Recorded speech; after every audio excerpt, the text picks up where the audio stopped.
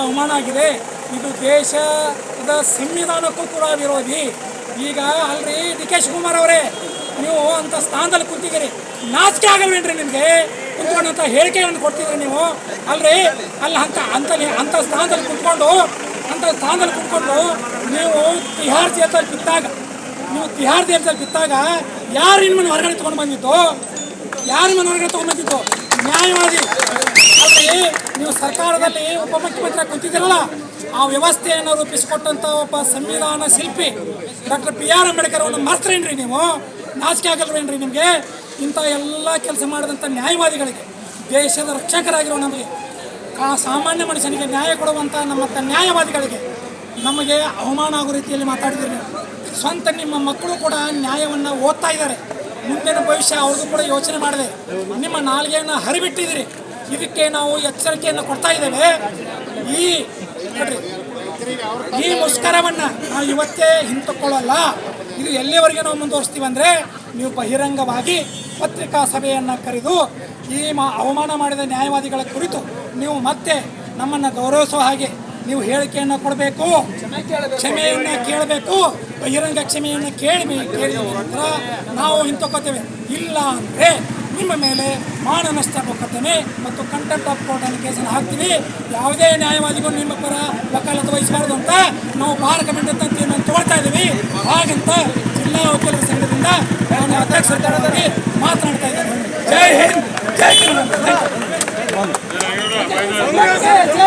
ಬಾಗಲಕೋಟೆ ಜಿಲ್ಲೆ ರೈತರು ಅತಿ ಹೆಚ್ಚು ಭೂಮಿಯನ್ನು ಕಳೆದುಕೊಂಡಿದ್ದು. ಈ ವಿಷಯ ಸನ್ಮಾನ್ಯ ಡಿ ಕೆ ಶಿವಕುಮಾರ್ ಅವರಿಗೆ ಗುರುತಿದೆ ಇದು. ಆದರೆ ದುರ್ದೈವ ಏನಂತಂದರೆ, ಸರ್ಕಾರದ ಹತ್ತು ದುಡ್ಡಿದೆಯೋ ಇಲ್ಲೋ ಅದು ನಮ್ಮ ಲುಕ್ಔಟ್ ಅಲ್ಲದು. ಸುಮಾರು 2,000 ಕಟ್ಲೆಗಳು ಈಗಾಗಲೇ ರೈತರು ತಮ್ಮ ಪರಿಹಾರ ಬೇಕಂತ ಹೇಳ್ತಾರೆ ಓಟ್ಗೆ ಹೋಗಿದ್ದಾರೆ. ನಿಮ್ಮ ಕಡೆಯಿಂದ ಪರಿಹಾರ ಕೊಡ್ಲಾರ್ದಕ್ಕೆ ಮತ್ತು ತುಂಟು ನೆವ ಹೇಳುವ ಸಲುವಾಗಿ ಒಂದು ಕಾರಣಗಳನ್ನು ಒತ್ಕೋತಾ ಮತ್ತು ವಿನಾಕಾರಣ ಇವತ್ತು ರೈತರಿಗೆ ಸತಾಯಿಸ್ಲಾಕತ್ತಿದ್ದೀರಿ. ನೀವು ಸತಾಯಿಸೋದು ಯಾವತ್ತು ವಕೀಲರು ಕೂಡ ಏನ್ರಿ ವಕೀಲರು ಅನ್ನೋದು ಅವ್ರ ಕರ್ತವ್ಯ ಏನು ಅನ್ನೋದು ನಿಮ್ಗೆ ಸ್ವಲ್ಪ ಆದ್ರೂ ಗೊತ್ತಿದೆನಾ? ರೈತರಾಗ್ಲಿ ಅಥವಾ ಯಾರೇ ಜನರು ಬರಲಿ, ಪಕ್ಷಗಾರರು ತಮ್ಮ ನ್ಯಾಯದಾನ ಬಿಡಿ ಬಂದಾಗ ನಾವು ನ್ಯಾಯದಾನ ಮಾಡಿಸ್ಕೊಡೋದು ನಮ್ಮ ಕರ್ತವ್ಯ. ಅದು ನಾವು ಕಟ್ಲೆಗಳನ್ನು ಬಡದಾಡ್ತೀವಿ. ನಾವು ನಿರ್ಣಯ ಕೊಡೋಕ್ಕಾಗುತ್ತೆ.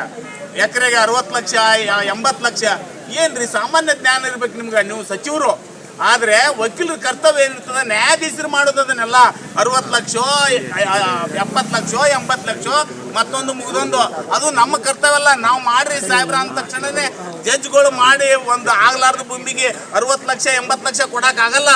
ನ್ಯಾಯಾಧೀಶರಿಗೆ ತಮ್ಮದೇ ಆದ ಇತಿಮಿತಿಗಳಿರುತ್ತೆ, ಕಾನೂನು ಇರುತ್ತೆ. ಆ ಕಾನೂನು ಮತ್ತು ಕಾಗದ ಪತ್ರಗಳನ್ನು ನೋಡಿ ಅದನ್ನೆಲ್ಲ ಮಾಡಿರ್ತಾರೆ.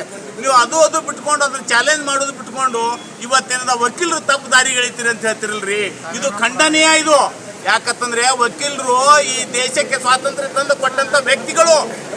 ವಕೀಲರ ಬಗ್ಗೆ ನೀವು ಮಾತಾಡ್ಬೇಕಾದ್ರೆ ಸ್ವಲ್ಪ ಇತಿಮಿತಿ ಇಟ್ಕೊಂಡು ಮಾತಾಡಬೇಕು, ಮುಂದಿಂದ ವಿಚಾರ ಮಾಡಿ ಮಾತಾಡಬೇಕು. ಯಾಕಂತಂದ್ರೆ ವಕೀಲರ ಕರ್ತವ್ಯ ಇರುವುದೇ ನ್ಯಾಯಾಲಯಗಳಲ್ಲಿ ಬಡಿದಾಡಿ ಪರಿಹಾರ ಕೊಡಿಸ್ಕೊಳ್ಳೋಕ್ಕೋಸ್ಕರ. ತಪ್ಪು ಮಾಹಿತಿ ನಾವು ಹೇಳಿದ್ರು ಕೂಡ ನ್ಯಾಯಾಲಯದವರು ಒಪ್ಪಂಗಿಲ್ಲ.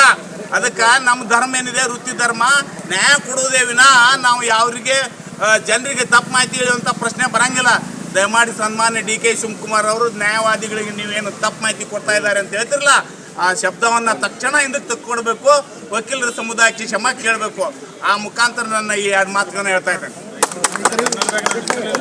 ಇವರಿಗೆ ಮಾನ್ಯ ಜಿಲ್ಲಾಧಿಕಾರಿ ಮುಖಾಂತರ 6/9/2025 ಮಾನ್ಯ ಉಪಮುಖ್ಯಮಂತ್ರಿಗಳಾದ ಶ್ರೀ ಡಿ ಕೆ ಶಿವಕುಮಾರ್ ಅವರು ಆಲ್ಮಟ್ಟಿ ಭೇಟಿಯ ಸಂದರ್ಭದಲ್ಲಿ ವಕೀಲರ ಕುರಿತು ಅವಹೇಳನಕಾರಿ ಮಾತನಾಡಿರುವುದನ್ನು ಖಂಡಿಸಿ ಪ್ರತಿಭಟಿಸುವ ಕುರಿತು ಮೇಲ್ಕಾಣಿಸಿದ ವಿಷಯಕ್ಕೆ ಸಂಬಂಧಿಸಿದ ಅಧ್ಯಕ್ಷರು ಜಿಲ್ಲಾ ನ್ಯಾಯವಾದಿಗಳ ಸಂಘ ವಿಜಯಪುರ ತಮಗೆ ಗೌರವಪೂರ್ವಕವಾಗಿ ತಿಳಿಪಡಿಸುವುದೇನೆಂದರೆ, ಇತ್ತೀಚೆಗೆ ದಿನಾಂಕ 6/9/2025 ವಿಜಯಪುರ ಜಿಲ್ಲೆಯ ಆಲ್ಮಟ್ಟಿ ಭೇಟಿಯ ಸಂದರ್ಭದಲ್ಲಿ ಮತ್ತು ವಿಧಾನಸಭೆಯಲ್ಲಿಯೂ ಕೂಡ ಮಾನ್ಯ ಉಪಮುಖ್ಯಮಂತ್ರಿಯಾದ ಶ್ರೀ ಡಿ ಕೆ ಶಿವಕುಮಾರ್ ಅವರು ವಕೀಲರ ಕುರಿತು ಅವಹೇಳನಕಾರಿ ಮಾತನಾಡಿದ್ದು, ಅವರ ಹಗುರವಾದ ಮಾತು ಇಡೀ ವಕೀಲರ ಸಮುದಾಯಕ್ಕೆ ಅವಮಾನಕರವಾಗಿದ್ದು, ಅವರ ಅಗೌರವಯುತವಾದ ಮಾತುಗಳನ್ನು ಖಂಡಿಸಿ ನಮ್ಮ ಸಂಘವು ಕೋರ್ಟ್ ಕಲಾಪ, ಕಂದಾಯ ಇಲಾಖೆ ಮತ್ತು ಗ್ರಾಹಕರ ವೇದಿಕೆ ಎಲ್ಲ ನ್ಯಾಯಾಲಯಗಳ ಕಾರ್ಯಕಲಾಪಗಳನ್ನು ದೂರ ಉಳಿದು ಪ್ರತಿಭಟಿಸಿದ್ದೇವೆ.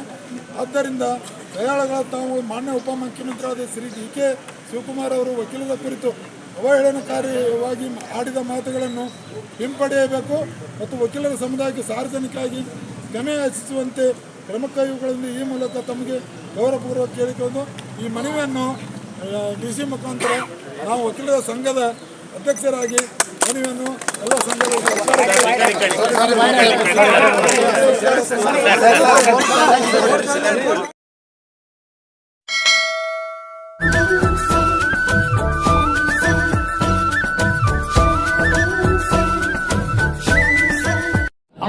अभी सब्सक्राइब करें।